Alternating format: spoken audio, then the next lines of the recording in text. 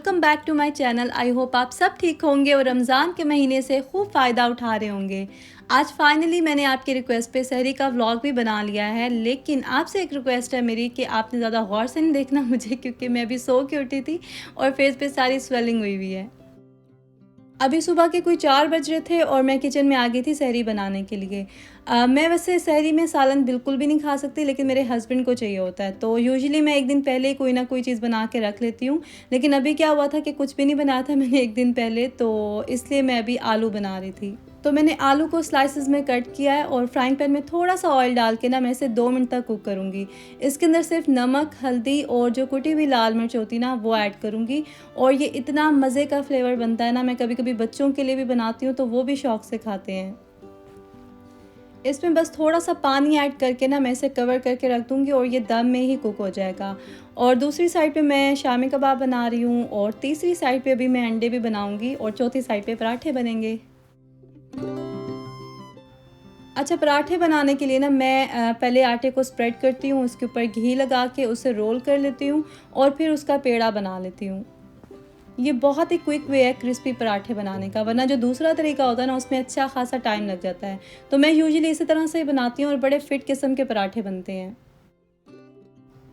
अपने लिए वैसे तो मैं सहरी में ब्रेड और अंडे ही बनाती हूँ, लेकिन आज मेरा भी दिल कर रहा था कि मैं पराठा खाऊं और बचपन की याद को ताज़ा करूं।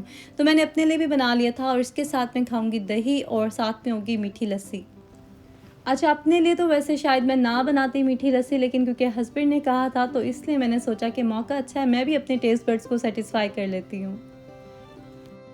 तो दही लिया मैंने, इसके अंदर थोड़ी सी चीनी डाल के तो पानी ऐड कर दूंगी और इसे हल्का सा ब्लेंड करके रख दूंगी। फिर जब सब चीज़ें रेडी हो जाएंगी ना तो इसमें मिल्क ऐड करूंगी और फिर ब्लेंड कर लूँगी इसे। बहुत ही डरते डरते मैंने लस्सी बनाई थी, क्योंकि ज़रा सा भी शोर हो ना तो अली उठ जाता है और एक दफ़ा उठ जाए वो तो उसका सोना दोबारा बहुत मुश्किल हो जाता है। यहाँ पे आलू जो है वो ऑलमोस्ट कुक हो गए थे, तो मैंने बिल्कुल लो हीट पे कर दिया था उसको। दूसरी साइड पे मैंने अंडे भी रख दिए थे बनने के लिए और कबाब भी रेडी हो गए थे, लेकिन मुझे समझ नहीं आ रहा था कि मैं चिमटा इधर रखूँ, उधर रखूँ या किधर रखूँ। खैर, मुनासिब सी जगह देख के मैंने चिमटा रख ही दिया। और ऐसे ही होता है जब हम सो के उठते हैं ना तो कुछ समझ नहीं आ रहा होता कि क्या करें। और इस वीडियो में तो आपको हंसने के लिए बहुत सारे मौके मिलेंगे, तो खुल के हंसे और इन्जॉय करें। अच्छा, अंडे जो है ना मैं वही स्टीम वाले ही बना रही हूँ जो मैं फ्राइड एग बनाती हूँ। और पहले मेरे हस्बैंड को पसंद नहीं थे ये वाले, लेकिन अभी वो भी खा लेते हैं। तो काम इस तरह से ना थोड़ा इजी हो जाता है। और यहाँ पे आलू जो है वो रेडी हो गए थे और पराठा भी एक बन गया था, दूसरा बन रहा था। और अंडे 2 मिनट में ही रेडी हो जाते हैं। बस अब लस्सी बनानी थी और हस्बैंड को उठाना था, ये भी एक बड़ा काम होता है। मुझे याद है जब मैं छोटी थी और अम्मी उठाती थी सहरी के लिए तो बिल्कुल भी दिल नहीं कर रहा होता था उठने को।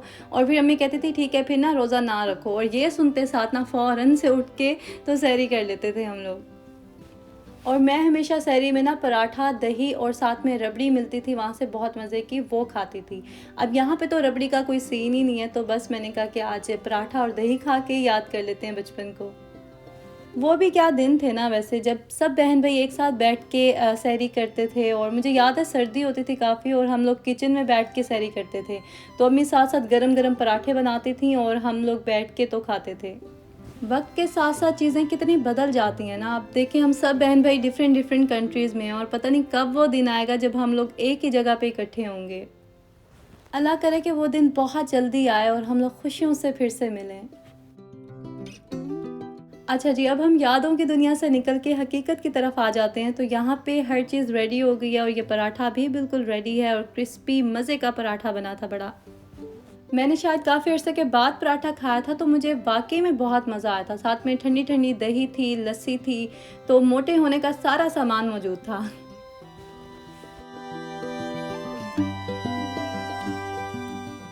अच्छा, पानी जो है ना मैं सहरी में 3 ग्लास लाज़मी पीती हूँ। एक तो जैसे मैं उठती हूँ तब पीती हूँ, एक सहरी बनाते हुए पी लेती हूँ और एक जब मैं बैठती हूँ ना सहरी करने के लिए, उससे पहले पी लेती हूँ।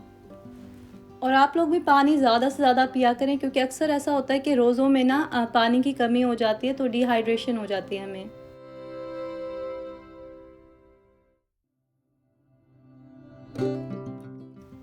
सहरी के बाद मैंने नियत कर ली थी रोज़े की और मैं दोबारा से आ गई थी किचन में, क्योंकि हर चीज़ बिखरी हुई थी। तो मैं बस चीज़ों को उनकी जगह पे रख रही थी, इतनी कोई क्लीनिंग वगैरह नहीं करती मैं इस टाइम पे। क्योंकि ये जो टाइम होता है ना, ये बहुत कीमती टाइम होता है अल्लाह को याद करने का, उसे राज़ी करने का। वैसे तो रमज़ान का पूरा महीना ही बहुत बरकतों और रहमतों वाला होता है, लेकिन 3 टाइम रमज़ान में ऐसे होते हैं जब अल्लाह को याद करें ना अगर, तो वो हमारी ज़रूर सुनता है। एक तो रात को इशा के बाद का जो टाइम है ना, वो बहुत कीमती होता है। तो कोशिश क्या करें कि रात को अपने काम वगैरह सब ख़त्म करके, तो एक हिस्सा रात का अल्लाह की याद में भी गुज़ारें।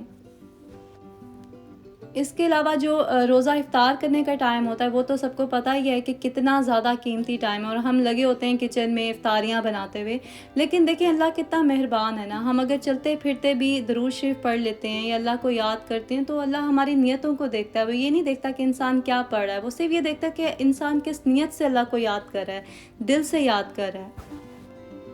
और तीसरा वक्त है सहरी के बाद से लेके सूरज के तुलू होने तक का। तो कोशिश क्या करें कि इस टाइम में अल्लाह को ज़्यादा से ज़्यादा याद करें और दुआ करें। आपके जो भी मसले मसाइल हैं, परेशानियां हैं, अल्लाह ज़रूर सुनता है। अगर हम दिल से अल्लाह को पुकारते हैं ना, तो वो ज़रूर सुनता है फिर। यहाँ पे अब मैंने फ़जर की नमाज़ भी पढ़ ली थी, और पहले वैसे मैं ये सब ना नहीं दिखाती थी अपनी वीडियो में, क्योंकि मैं खुद कंफर्टेबल नहीं होती थी। मुझे ऐसा लगता था कि इंसान अल्लाह के लिए करता है, तो किसी को दिखाने का क्या फ़ायदा। लेकिन फिर मुझे किसी ने बताया कि आप नफली इबादत जो है ना, वो छुप के करें, लेकिन जो फ़र्ज़ इबादत है ना, वो आप दिखा के करें, ताकि दूसरे लोगों को भी उससे मोटिवेशन मिले। तो इसीलिए मैं भी आपके साथ ये सब शेयर कर रही हूँ, क्योंकि अक्सर आप लोग मुझे कहते हैं ना कि आप ही आपको वीडियो में हम जो भी करता हुआ देखते हैं ना, हमारा दिल करता है हम भी वो करें। तो आएँ अब मिल के अल्लाह को याद करें और अपने गुनाहों की माफ़ी मांगें। फ़जर की नमाज़ के बाद मैं कोशिश करती हूँ कि सूरह यासीन लाज़मी पढूँ, क्योंकि सूरह यासीन कुरान पाक का दिल है। और कुछ लोग मुझसे पूछ रहे थे कि आप जो भी वज़ीफ़े वग़ैरह पढ़ती हैं वो भी शेयर करें। तो मैं कोई ख़ास वज़ीफ़े नहीं पढ़ती, बस ज़्यादा दुरूद शरीफ ही पढ़ती हूँ चलते-फिरते, किचन में काम करते हुए। तो अल्लाह की वैसे हर कलाम ही इतनी प्यारी है, आप कुछ भी पढ़ लें, चाहे बिस्मिल्लाह भी पढ़ लें ना दिल से, तो वो भी अल्लाह कबूल करता है। अच्छा, कुछ लोग मुझसे पूछ रहे थे कि आपने रमज़ान में कितने पारे पढ़ लिए हैं कुरान पाक के। तो एक वक़्त था जब मैं कोशिश करती थी कि मैं रमज़ान में एक ख़त्म जो है ना कुरान पाक का लाज़मी करूँ। लेकिन वक़्त के साथ-साथ मैंने ये रियलाइज़ किया कि जब हम कुरान पाक को तर्जुमे के साथ पढ़ते हैं ना, तो फिर हमें उसका असल मकसद पता चलता है। वैसे तो कुरान पाक अरबी में पढ़ने का भी बहुत ज़्यादा सवाब है, लेकिन जब हम उसे ट्रांसलेशन से पढ़ते हैं ना, तो फिर हमें पता चलता है कि हमारा रब हमसे क्या चाहता है। तो मैं चाहे कुछ सफ़े ही पढूँ, लेकिन ट्रांसलेशन के साथ पढ़ती हूँ। और यहाँ पे अब मैं बच्चों के लिए मिल्क वग़ैरह रेडी करी थी, क्योंकि उनके स्कूल जाने का टाइम हो गया था। और अभी एक बहुत मज़े की चीज़ होने वाली है, जब आप लोग देखेंगे ना तो आपको भी बहुत हँसी आएगी। जब मैं एडिट करी थी ना वीडियो, तो मुझे भी बहुत हँसी आई थी, क्योंकि ये जो ब्रेड मैंने रखी है ना टोस्टर में, एक आयतल के लिए रखी है और एक अमान के लिए रखी है। तो आयतल थोड़ी-सी सॉफ्ट ब्रेड खाती है और अमान को ना फुल क्रिस्पी चाहिए होती है। तो यहाँ पे मैंने आयतल की जो ब्रेड थी ना वो निकाली और अमान की वापस टोस्ट होने के लिए रख दी, और फिर मैं भूल गई, और ऐसे ही भूली कि ब्रेड बर्न हो गई। और जब मैंने ब्रेड को देखा तो फ़ौरन मैंने कैमरे को देखा कि कोई देख तो नहीं रहा, और मैंने फ़ौरन से ना ब्रेड वापस टोस्टर में डाल दी कि किसी को पता ही ना चले। कभी-कभी जब आप फ़्लो में इस तरह का कोई काम कर दें और वो रिकॉर्ड हो जाए ना, तो जब आप देखते हैं आपको बहुत हँसी आती है खुद पे, और मैं तो इतनी देर तक हँसती रही थी। तो मैंने सोचा आप लोगों के साथ भी शेयर करती हूँ। पता नहीं क्या सोच के मैंने ब्रेड छुपा दी थी टोस्टर में, और फिर मुझे याद आया कि मैं तो इसको फ़िक्स कर सकती हूँ। तो मैंने फिर एक नाइफ़ से इसको स्क्रैच किया ऊपर से, और ये जो बर्न्ट वाला एरिया था सारा वो रिमूव हो गया था, और ब्रेड बिल्कुल ठीक हो जाती है। आप लोगों के साथ कभी इस तरह से हो तो आप ये ट्रिक कर लीजिएगा, क्योंकि टेस्ट वगैरह बिल्कुल ठीक होता है। मैंने भी जब अमान को दी थी ना, तो उसको पता भी नहीं चला था कि मैंने क्या ब्लेंडर किया था ब्रेड के साथ। और यहाँ पे अब मैं बच्चों का लंच बॉक्स रेडी करी थी। तो ग्रेप्स और स्ट्रॉबेरीज़ दी थी मैंने इनको, साथ में जो लेफ़्ट ओवर आलू थे वो दिए थे। मैं वैसे सोच रही थी कि इनको आलू और चीज़ के जो सैंडविच होते हैं ना वो बना दूँगी, लेकिन उनका मूड नहीं हो रहा था, तो इसलिए फिर मैंने ऐसे ही दे दिए थे साथ। और साथ में मैंने कॉर्न बॉयल कर ली थी। यहाँ पे स्वीट कॉर्न मिलती है जो बहुत मज़े की होती है, और 10 मिनट्स में बॉयल हो जाती है।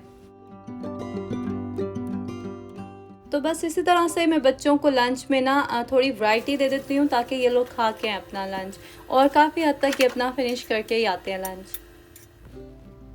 अच्छा, लास्ट व्लॉग में जिन्होंने सबसे पहले क्वेश्चन का आंसर किया था ना, उनका नाम है मलाइका मलिक, और आप प्लीज़ मुझे इंस्टा पे कांटेक्ट करें। और आई थिंक आपका कोई चैनल नहीं है, अगर आपका चैनल नहीं है तो फिर जो सेकंड विनर है उनको मैं शाउट आउट दे दूँगी इंशाल्लाह। और बाकी जो यूट्यूबर्स हैं वो थोड़ा सा सब्र से काम लें। मैं इंशाल्लाह आप सबको ज़रूर सपोर्ट करूँगी, मुझसे जितना भी हो सकेगा ना, मैंने आपसे कहा है कि मैं करूँगी आपके लिए। और यहाँ पे बच्चों के लंच बॉक्स रेडी हो गए थे, जो वाटर बॉटल्स हैं वो भी फिल हो गई थी। तो उसके बाद मैंने आयतल के बाल बनाए और फिर हम लोग चले गए थे बाहर, क्योंकि बच्चों की स्कूल बस का टाइम होने वाला था। और बच्चों को स्कूल भेज के ना मैं वापस गई घर और 3-4 घंटे में मज़े से सो गई, क्योंकि अली रात में लेट सोया था और जब वो सुबह उठा तो फिर ही मैं उठी थी उसके साथ। तो आई होप कि आज के व्लॉग में आपको कोई ना कोई बात तो ज़रूर अच्छी लगी होगी। उसी बात के लिए आपने लाइक ज़रूर करना है, शेयर और सब्सक्राइब भी करना है चैनल को। आपसे बहुत जल्द मिलूँगी नए व्लॉग में। अपना ख्याल रखें। अल्लाह हाफ़िज़।